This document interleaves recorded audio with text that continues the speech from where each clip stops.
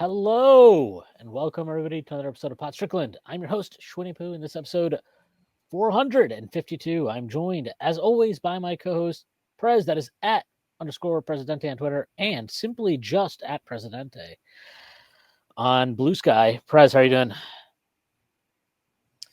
I'm good. It's that time of the year. I'm recording Coquito in hand.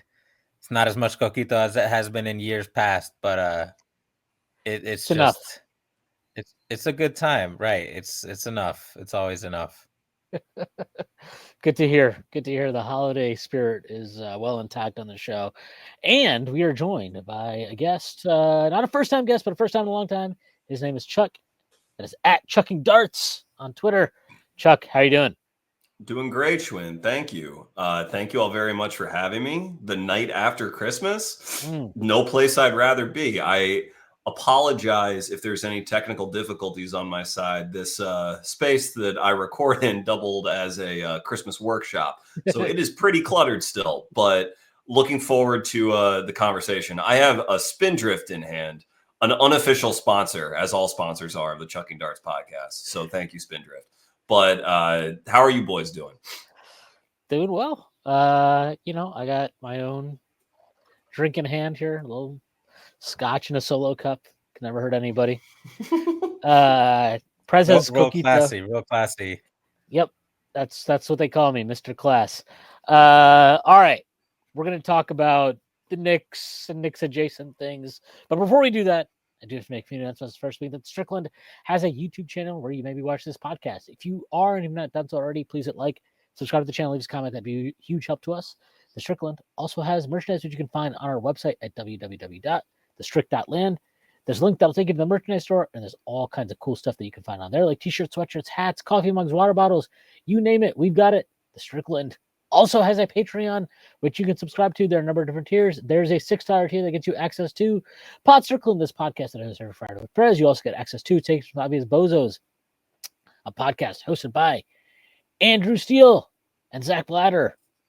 You also get access to the Strickland Discord where the conversation never stops. There are further tiers. There's a $9 tier that gets you access to Strickland Roll, my solo pod, where I rant and rave about the Knicks even more. You also get access to wonderful premium articles by Matthew Miranda, one of the best in the business. And you get access to Strictly NFL, which, you guessed it, is a podcast about the NFL that is hosted by Konstantin Metrikos and Desmond Ovak. There are further tiers. There's a $15 tier, $30 tier, $50 tier, and $100 tier. Let's go with a variety of additional benefits, like listening in on pod recordings, merchandise discounts, and even potentially co-hosting a podcast alongside yours truly one day, whether you choose to subscribe or not. None of this would be possible without you. And none of this would be possible without BetOnline. BetOnline is the world's most trusted betting platform and number one source for online betting. From the earliest odds to in-game live betting, BetOnline provides you with all the action and the ability to watch the games as they happen, with the largest selection of odds on everything from football, NBA, NHL, to entertainment and political props. Head to BetOnline today to get in on the action with America's most trusted site for online wagering. BetOnline, the game starts here. All right, well, I guess very briefly touch on the fact the Knicks won on Christmas Day, better known as Victor Wembanyama Day, according to ESPN. But yes, the Knicks won as the unfortunate dastardly villains in Victor's hero arc. But it was a pretty awesome game. Honestly, I thought the entire NBA Christmas slate was great. And I'm very happy it was, because I don't think I've ever been more bored by perusing through NBA discourse than what I've seen over the last couple of weeks, where everything was just about how three-point shooting is the devil. And for some reason, as a fan, I need to care very deeply about NBA ratings. So for the games to work out as they did, the first four anyway, which are the ones that I was able to catch, were fantastic. I thought all of them were really, really good games. The Knicks game was great. I thought the Mavericks Timberwolves game ended up being great after Minnesota kind of pulled ahead. I think they were up 28 at one point in that game. Boston Philly was a great game. And then even though both teams obviously are evil and should not exist. And then, you had a really awesome kind of, you had a great over 40 run between Steph and LeBron. So yeah, it was a fun day of NBA basketball, and hope everybody enjoyed it. But yeah, I mean, I guess I'll just get your guys' thoughts on the Knicks Spurs game. Start with you, Prez, because I did the post game, so I gave my thoughts. I was very happy. It was a fun time. Yeah, so I watched the entire game live on the Disney cast. That shit was crazy, bro. I would be remiss if I didn't talk about that. I didn't know. I know Disney, not Disney the corporation. I know they got money for crazy technology because when I was in Disneyland and Star Wars Land, they got all this crazy wild holographic shit that's like 50 years from the future. But I didn't know that they would deploy this type of shit for the masses for measly basketball. They had fucking Donald Duck doing Mikal Bridges Sellies and Goofy doing Carl Anthony Towns like shit talking mannerisms. And I was watching it with like a big family, some kids, and then a bunch of adults who don't really care about basketball, but really like Disney and care just enough about basketball that they were like, oh, this is kind of fire. Like, let me tune into this. And you can't get quite all the nuances, obviously, that you can get, forget body language and facial expressions. It's just, I'm the stuff that Prez is looking for, like, he's grabbing the opponent as he's getting around the screen in order to get skitty. Da, da, da. You can't really tell that shit, when it's Donald and Mickey, but most of the game. I will say Donald was getting skinny around the screens yesterday. I'll let you know. I'll let you know. Donald was cooking, bro. Donald was cooking, and we'll get to that. Mikal Donald Duck Bridges was cooking very much. I don't know. I just wanted to mention it because I thought it was cool. And, we spend a lot of time on this pod justifiably talking about like the things that are annoying about NBA coverage, right? You mentioned the discourse about like, too many threes and the ratings, and every single halftime show is instant mute in the Prez household. Yeah. Like it has been for some time now, but like if I could like smash the mute button with two fists now instead of one finger, I would do that. That's how much I rush to mute it. Not what the hell? You're All good. right, I'm back. I don't know what happened there. Y'all can hear me? Yep. Yeah. All right. It got weird on my end. Big Disney was about to cut me off as soon as I started criticizing the halftime crew. Let me cook, Disney. I was getting to the praise. So anyway, I thought it was innovative. It's good for the kids, whatever. I don't really care about ratings, and I'm sure the NBA doesn't care. I know they care about it, but not as much as people think because there's a zillion other metrics that involve the internet that are probably way more important. But it got super high ratings, so good for them, right? Collecting ratings across regular broadcast and Disney cast and all that shit. As for the game itself, like I did go back and watch it in regular just because it's my duty, or else Tibbs would be very disappointed in me as a podcaster. You think Tibbs watched? It was good to see. No, but I promise you, Josh Hart and Jalen Brunson are immediately within 24 hours watching that Disney cast. I promise you. I can't wait for the next roommates pod just to hear what they say about that shit. No, I thought it was notable for a couple reasons. Like Mikal gets the headlines justifiably, right? Like he's had a couple of big games, but this was the first game where he really just put the Knicks on his back on offense.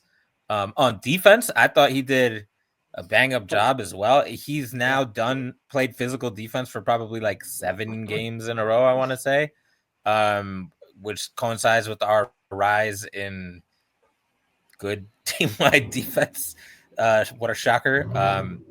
So it was kind of cool to see that like it's not a trade-off thing for him, right? Like he can exert the effort needed to play physical defense for him, right? This isn't Marcus Smart or anything, and still hit like a gazillion jump shots, and have plenty of energy left. So that was cool. And it was also notable because it was probably the first game where Brunson and Cat both let somebody else kind of like be the lead weapon.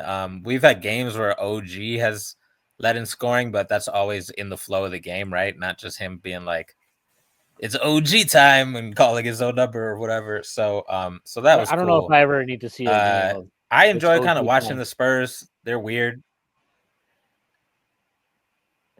You've been hating for the whole fucking season. That's why I'm out here. I've been hyping him. OG third option is officially dead. It had an option status, but it was still good while it lasted. I regret nothing about leading that bandwagon.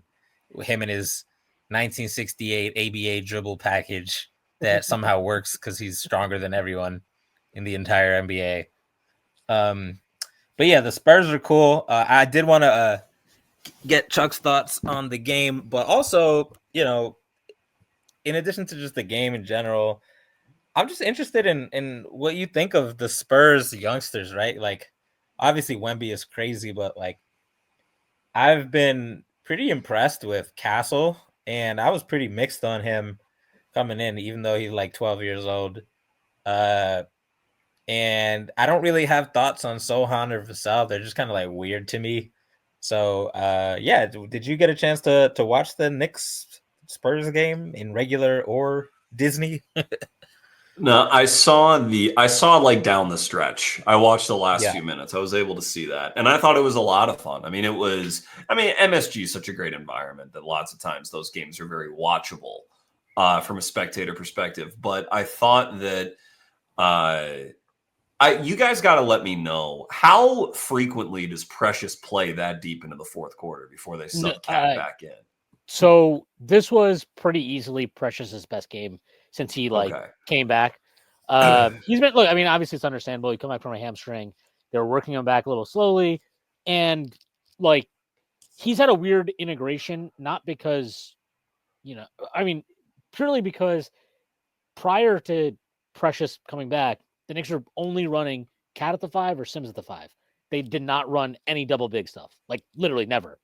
And which is, I can't believe I'm saying that about Tom Thibodeau team. But once Precious came back, and I expected this because he used Precious next to Randall last year. So you kind of had the idea that he views Precious as a big who can play next to another big if he trusts that big to play at the 4. And so he's had a weird integration because I think his integration has come with him playing some minutes next to Cat, but that also requires other players of the team to be like, oh, we don't have God mode spacing right now. Oh, okay. We'll have to adjust to that. So this was the deepest he'd played. And this is the first time that Tibbs had kind of sat Cat down the stretch of a game because he liked the matchup that Precious and OG, them two together gave them, to answer your question. Yeah, and that's what popped immediately to me. There was some play where I think they did a couple different DHOs up top, but it ended up being a Bridges Precious 2-man game where they engaged Wemby twice. Like they basically put him in the 1-on-2 2 successive times, which is the way to go at him. Is you want to try to get his wheels turning, have him think about where he's going to recover to, because even though Wemby's tools are insane, he still does tend to commit hard when he decides to make a decision on defense. And so if you give him decisions to make, you can sometimes get around him and get a hoop. And they did that. And I thought their chemistry looked really good, really precise.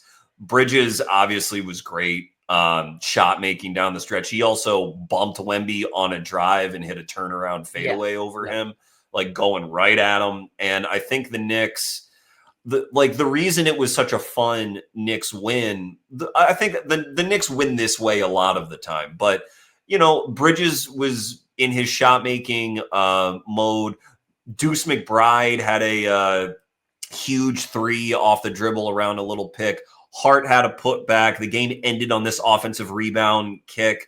It really was just sort of the way the Knicks like to play and getting contributions from everywhere. And on defense, I think when the Knicks were on defense, I thought Wemby ran out of gas a little bit. And in those last several minutes, to your point about switching OG onto him and having Precious there to help and everything, that affected his decision-making as well. But the criticisms they're dumb. But the criticisms about him taking too many threes, like the way that popped up at the end of the game is that he did not have a reliable shot that he knew that he could get off the dribble inside the arc. He couldn't say, oh, we need a bucket, give it to me.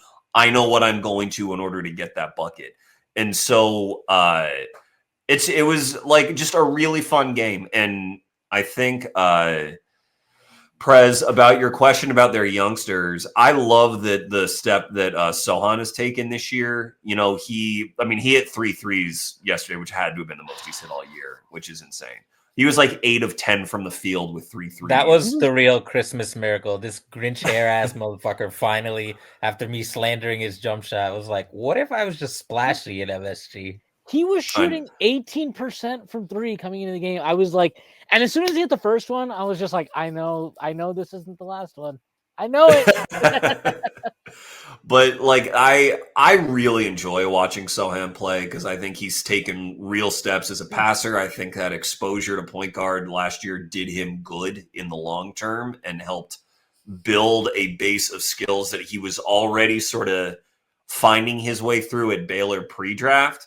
So I think it was like I was totally behind that, even though, you know, it made the Spurs lose a lot of games. You know, who cares? But the way that he defends and rebounds, cuts, I think he's an underrated finisher and like a kind of a sneaky athlete around the hoop. And I love watching that guy. And I think the fact that Wemby gives him so much spacing on offense allows for him he can operate as like a high post hub.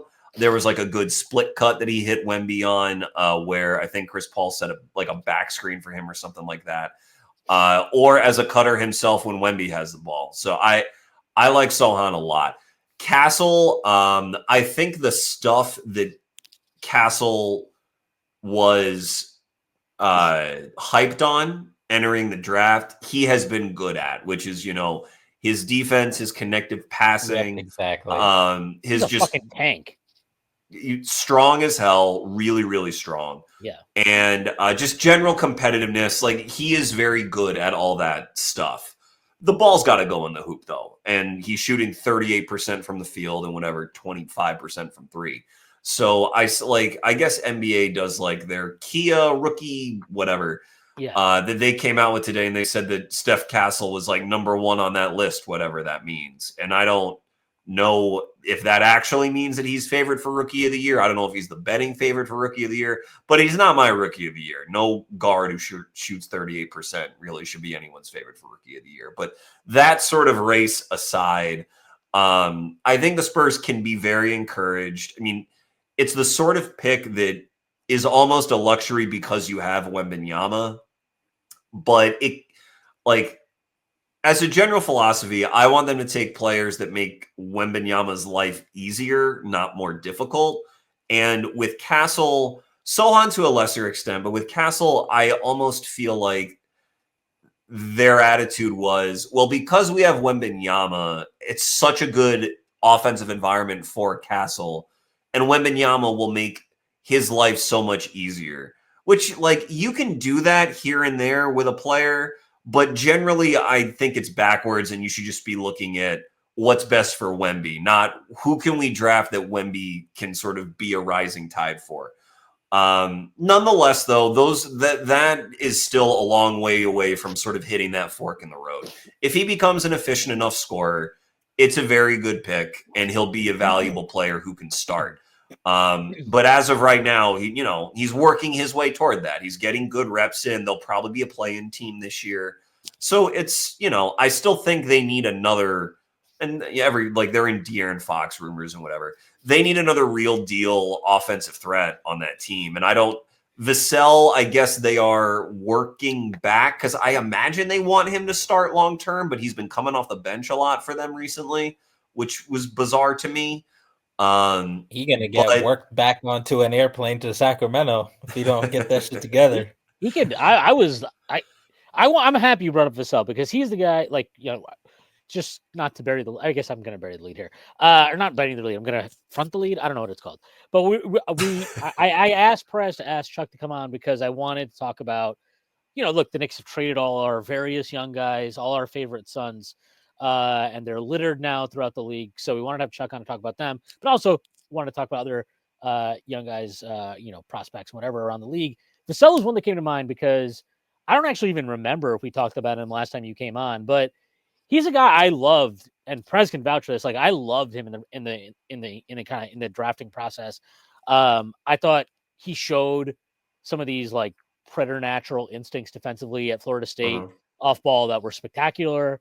And like, I wasn't really worried about the offense, like in the sense of I was like, yeah, he's going to shoot. And if he can just build off of that shooting, then this looks like a pretty awesome two-way prospect. Maybe at the level of somebody like Mikal Bridges, right? Like maybe he can hit that type of outcome. And I can't tell you how disappointed I've been watching this guy defend for what is it? He's in his 5th year now. And like yesterday, I look, I know Mikal was on some shit yesterday, right? He was just on one. It might not have mattered who was defending him, but every time I watch Vassell, or not every time, but most of the time I watch Vassell, it's like, to me, it just feels like this is a guy where the defense has not come up to the level at the end. Like, it has not come up to the NBA level the way I thought it was going to. And then offensively with him, he definitely can shoot it. No real worries about that. But he has not leveraged that to me, especially when you see him playing off Wemby. And I guess, look, to the point you're making, he is coming off an injury, so he's still working his way back a little bit. Comfort level. He got put in the starting lineup yesterday. I think it's only his 3rd start of the entire season yesterday. But like, I've watched him enough over the last couple of years where I'm like, it just feels like he's not. You're just kind of like, where is this all going? And when they gave him that extension, I don't know, it was met with like universal praise, and I get it, like especially in the kind of where the cap is headed, and when you look at it all like that. But like, it's just one of those things to me where I'm looking at it, and I'm like, I don't know if I was a Spurs fan, if I would not be like freaking out that we have this guy signed for 5 years, but I don't think I'd be looking at that right now being like, what a fucking steal. Like, this is amazing. Yeah. This is great. And that's just such a weird kind of outcome for him, because I really did think the defense was like, I don't know. For me, he was just somebody, when I watched him in college, I was always like, I don't see how especially because it wasn't just like he was this on-ball demon. If anything, that was kind of some of where his weaknesses were in college, but his off-ball instincts were so good. I remember, I mean, there are plays where like they're defending an ATO and he just knows where the pass is going, reads it, and is like getting a steal. He's headed the other way. And I just don't see any of that. And when I mean, if I do see it, it's very fleeting. Do you think that's just like, this is a guy, I mean, he's still pretty young. What is he, like 24, 25? Do you think this is a guy that's still like getting accustomed to, hey, I maybe wasn't expecting to be like the second guy or the third guy, and now I'm still kind of building my way towards that, and the defense is taking a hit? And do you expect that to like get to maybe it's not going to get to the defensive level, I thought anyway. But do you think that gets to like a positive defensive level, and then maybe the offense comes down a bit where it's like they're asking him to do less, and because they're asking him to do less is more, so he's a more effective kind of two-way piece with all of that?